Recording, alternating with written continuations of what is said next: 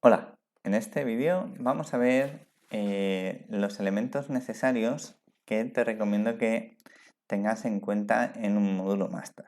Por un lado está la alimentación y por el otro los buses de comunicación.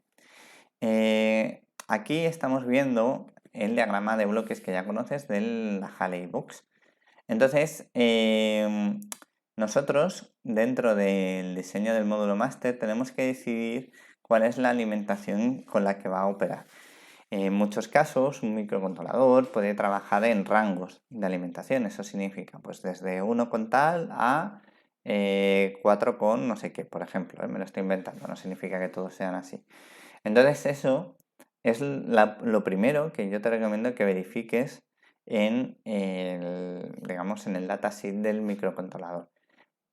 Una vez que ya tengas esa valoración, ¿vale? Esa confirmación de la alimentación, tienes dos casos. Uno, que es un módulo máster general para cualquier diseño, etcétera, etcétera. Vale, pues entonces te recomiendo que pongas los 3 solder jumpers y desde esos solder jumpers conectes el pin 47 para que luego, como ya sabes, se alimenten los otros módulos sin tener que tener otros solder jumpers con los que seleccionar voltaje. Simplemente tú conectas aquí, ¿vale? A este pin y desde ahí se alimentan los demás. Bien.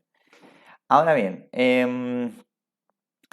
supongamos que es un módulo que es para un diseño muy concreto de un cliente, etcétera, etcétera, etcétera. Bueno, pues es muy importante que valores qué alimentación tiene los módulos accesorios, es decir, por ejemplo, el acelerómetro, las memorias, etcétera, etcétera, y con eso termines de seleccionar la alimentación para tu módulo, ¿vale? Tu módulo máster.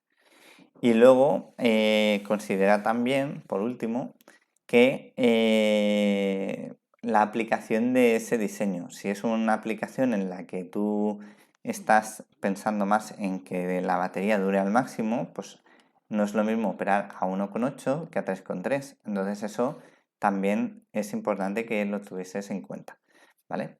Y ya está, en principio con estas cositas al menos ya tienes un mínimo con el que poder trabajar.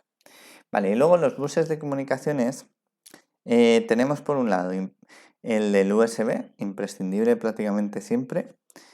Y aquí tienes que preguntarte si tiene USB nativo, que como ya sabes en el vídeo de la teoría del USB, significa que el conversor lo tiene integrado dentro del microcontrolador, o si no lo tiene, que en ese caso tendrás que añadir uno tú.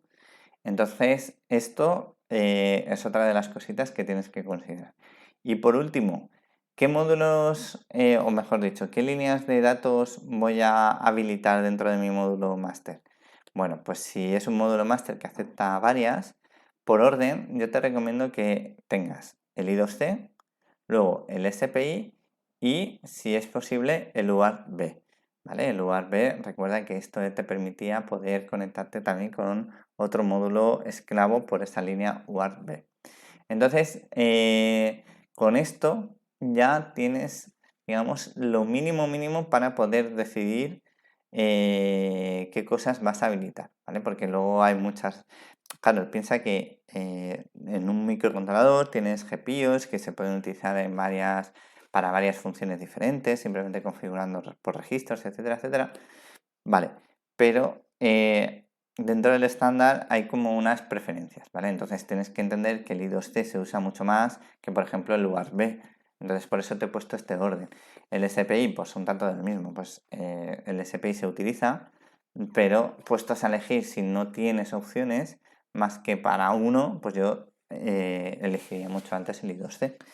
Y bueno, siempre está eso, la opción de, ante la duda, pues hablar con el director de proyectos o, pues, por ejemplo, Pedro o quien sea, ¿vale? Y terminar de concretar este dato. Pero por lo menos que sepas por dónde te estás moviendo y por qué es necesario que tengas en cuenta esto.